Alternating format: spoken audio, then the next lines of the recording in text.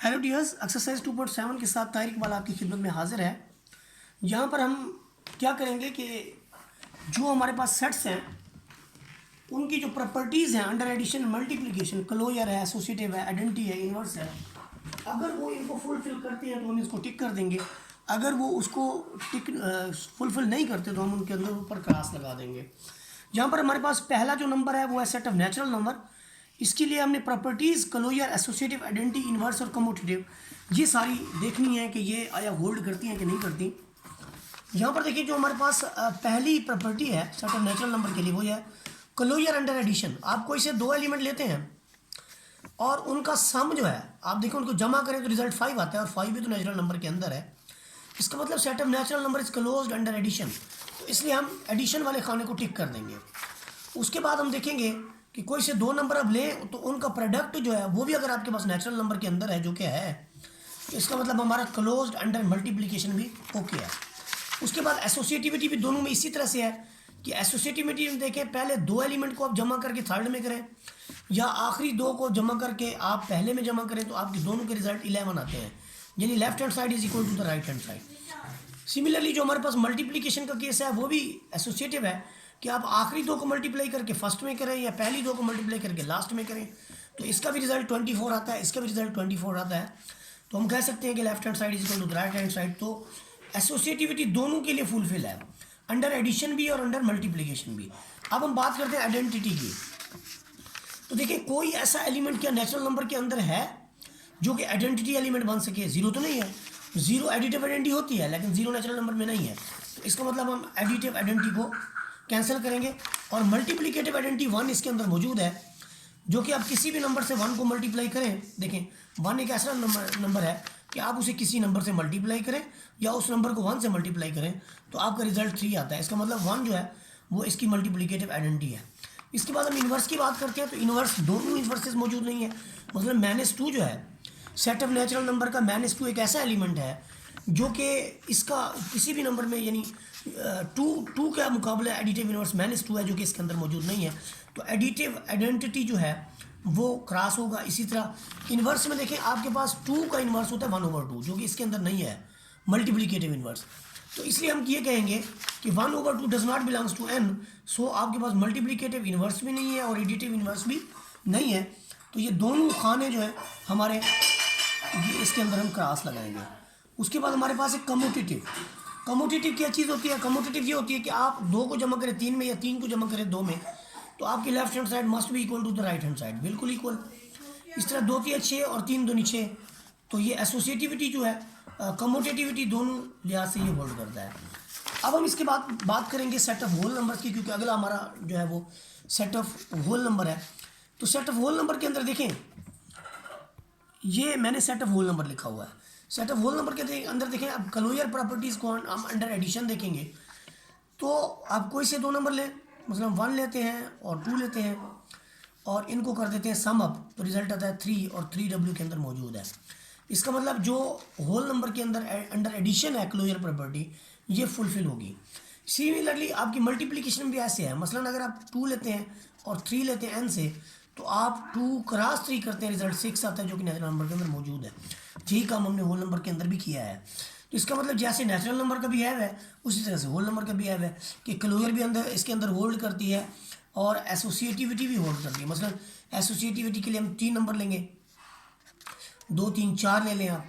अच्छा 2 जमा 3 जमा 4 कर लें, 2 जमा 3 जमा 4 कर लें, तो ये किसके इक्वल होगा? 2 जमा 3 ब्रैकेट के अंदर और जमा 4।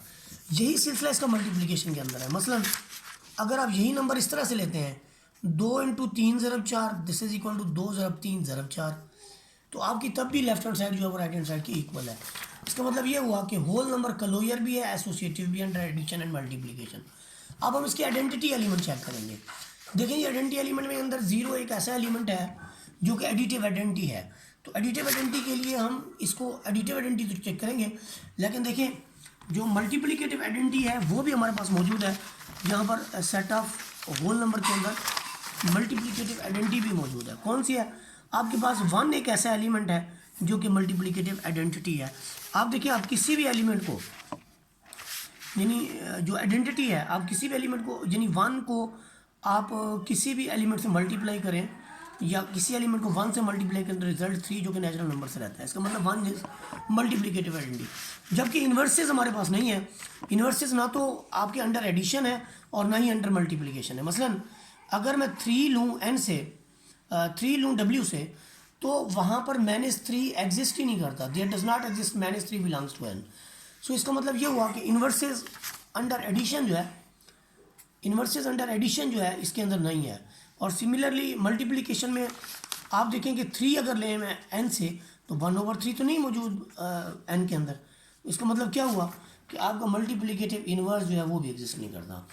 अब हम इसके बाद बात करते हैं कम्यूटेटिव लॉ की। कम्यूटेटिव लॉ होल्ड करता है, बड़ा सिंपल है कि आपको इसे 2 नंबर ले लें डब्ल्यू से, तो कम्यूटेटिव लॉ होता है 2 + 3 = 3 + 2। सिमिलरली अंडर मल्टीप्लिकेशन क्या होता है 2 × 3 = 3 × 2, और ये होल्ड करता है। तो इसलिए जो हमारे पास कम्यूटेटिव लॉ है ये दोनों होल्ड करते हैं, दोनों को टिक कर देंगे। अब हमारा जो इसके बाद है, इसके बाद हमारे पास है सेट ऑफ होल नंबर। हम सेट ऑफ होल नंबर की जब बात करते हैं तो सेट ऑफ होल नंबर का जो है वो भी इसी तरह का ही करैक्टर है। सेट ऑफ होल नंबर का होल हो गया इंटीजर्स का, मतलब इंटीजर्स का जो है वो भी इसी तरह का बिहेव है कि हमारे पास क्लोजर लॉ जो है वो होल्ड करता है अंडर मल्टीप्लिकेशन एंड एडिशन। तो इसलिए क्लोजर लॉ को तो आप टिक कर दें under addition and multiplication. Similarly आपका एसोसिएटिव लॉ भी होल्ड करता है। और आपके आइडेंटिटी एलिमेंट देखें, आइडेंटिटी एलिमेंट 0 मौजूद है और मल्टीप्लिकेटिव आइडेंटिटी 1 मौजूद है, तो इसलिए आइडेंटिटी भी दोनों टिक होंगे आपके। उसके बाद है इन्वर्सेस। तो इन्वर्सेस अंडर एडिशन भी तो हैं, इन्वर्सेस जो हैं वो अंडर एडिशन है लेकिन अंडर मल्टीप्लिकेशन नहीं है। अंडर एडिशन देखिए इन्वर्सेस कैसे हैं, जैसे 2 का -2 मौजूद है, 3 का -3 मौजूद है और 1 का -1 मौजूद है। तो इसका मतलब जो इसके अंदर इन्वर्सेस हैं अंडर एडिशन वो मौजूद है, लेकिन आपके पास मल्टीप्लिकेटिव इन्वर्स नहीं है। आप कहेंगे कैसे, जैसे आप देखिए मल्टीप्लिकेटिव इन्वर्स 2 है तो 2 का 1/2 तो मौजूद है नहीं, इसलिए हम इसके बारे में कहेंगे कि ये मल्टीप्लिकेटिव इन्वर्स नहीं रखता। अब उसके बाद हम कम्यूटेटिव लॉ बिल्कुल होल्ड करता है ये। सिमिलरली अब हम बात करते हैं रैशनल्स की। देखिए जी रैशनल्स के अंदर एक चीज़ है सिर्फ जो नहीं है, वो ये है कि 0 का मल्टीप्लिकेटिव इन्वर्स नहीं है। आप देखें 0 का जो है मल्टीप्लिकेटिव इन्वर्स नहीं है, बाकी इसकी तमाम जितनी भी ये होल्ड करता है, मल्टीप्लिकेटिव इन्वर्स नहीं है, बाकी जितनी भी प्रॉपर्टीज़ हैं वो सारी की सारी इसके अंदर होल्ड करती हैं। तो इसलिए सबको हम टिक कर देंगे। इसके बाद हमारे पास है प्रॉपर्टीज़ ऑफ रियल नंबर्स। देखें जी प्रॉपर्टीज़ ऑफ रियल नंबर्स भी बिल्कुल उसी तरह से हैं, हालांकि यहाँ पर आपके पास रैशनल नंबर्स के अंदर जो 0 है ऐसा नंबर है जिसका मल्टीप्लिकेटिव इन्वर्स जो है वो नहीं मौजूद। इसी तरह से 0 जो है वो आर के अंदर भी ऐसे ही है कि 0 का इन्वर्स जो है वो rational number set of real number के अंदर भी मौजूद नहीं है। तो इसलिए जो रियल नंबर के इन्वर्सेस हैं बाकी सारी चीज़ें, क्लोजर भी है, एसोसिएटिव भी है, आइडेंटिटी भी है, इन्वर्स भी है, सारी चीज़ें जो है अंडर एडिशन भी रखते हैं और अंडर मल्टीप्लिकेशन भी रखते हैं। तो ये हमारे पास पहला क्वेश्चन था जो जिसने थोड़ा सा हमसे टाइम लिया। इसके बाद हमारे पास जो नेक्स्ट क्वेश्चन हैं उसके लिए मेरे पास नोट्स मौजूद हैं, नोट्सों से ही हम इनको सॉल्व करेंगे ताकि कम वक्त में हम मुकम्मल वीडियो जो है पहले क्वेश्चन की फॉर्म कर सकें। देखिए यहाँ पर उसने एक डिफरेंस पूछा है, what are the field exam in what respect does the field of numbers different from the set of complex number. वो कहता है कम्प्लेक्स नंबर से कैसे डिफरेंस है फील्ड।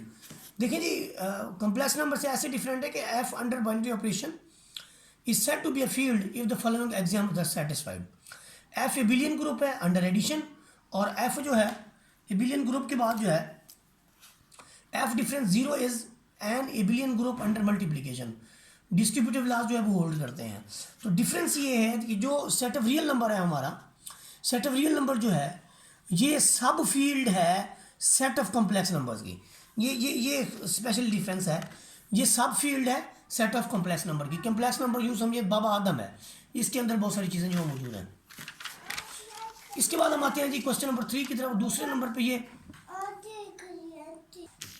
दूसरी बात ये है कि सेट ऑफ कॉम्प्लेक्स नंबर जो है उसके अंदर ऑर्डर्ड एक्सियम्स जो हैं वो नहीं होती जो कि फील्ड के अंदर है। इसके बाद हमारे पास है question number 3, show that the adjoining table is the multiplication of the elements of set of residue classes modulo 5। बिल्कुल मॉडुलो 5 ही है। देखें ये आपके पास जो मल्टीप्लिकेटिव टेबल है, ज़ीरो से जब आप किसी तमाम एलिमेंट को मल्टीप्लाई करेंगे, ज़ीरो को ज़ीरो से, ज़ीरो को वन से, फिर ज़ीरो को टू से, ज़ीरो को थ्री से, ज़ीरो को फोर से, सारे के सारे एलिमेंट आपके पास ज़ीरो आएंगे। फिर जब वन से मल्टीप्लाई करेंगे तो वन मल्टीप्लिकेटिव आइडेंटिटी है, ज़ीरो का ज़ीरो आएगा, वन का वन, टू का टू, थ्री का थ्री, फोर का फोर। फिर जब हम टू से मल्टीप्लाई करेंगे तो two zero zero, two one two, two two zero four, two three से सिक्स।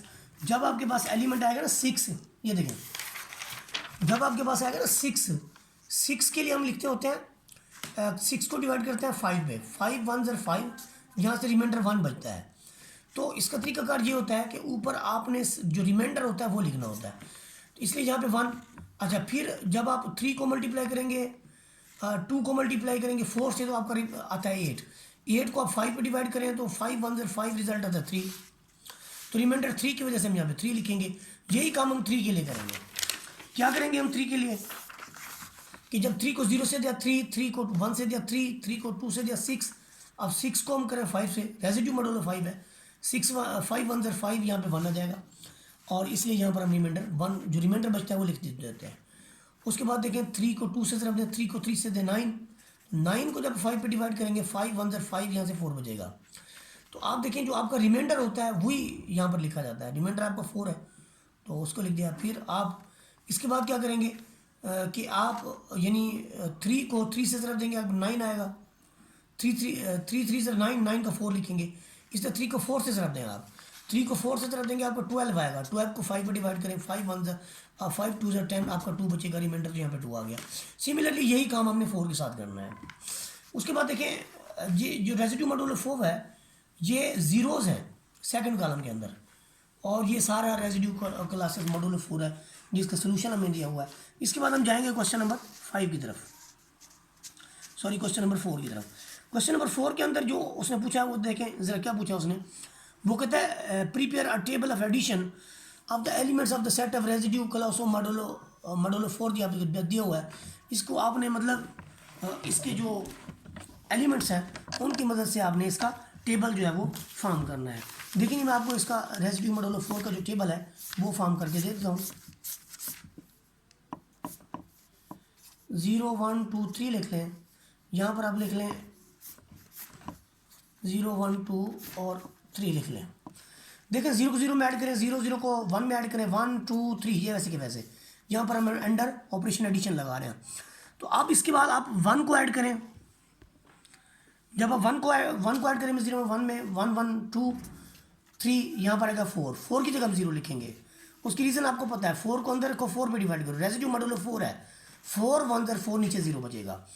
तो यहाँ पर जो नीचे बचता है वही लिखते होते हैं।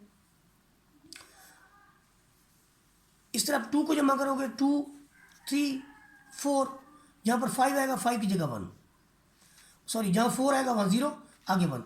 अब 3 को जमा करेंगे, 3 को 0 में करें 3, 3 को 1 में करें 4, 4 की जगह 0, 3 को 2 में जमा करें 5, 5 की जगह 1, 3 को 3 में जमा करें 6, तो 6 का रिमाइंडर आपके पास जो है 2 है, तो यहाँ पे 2 लग जाएगा।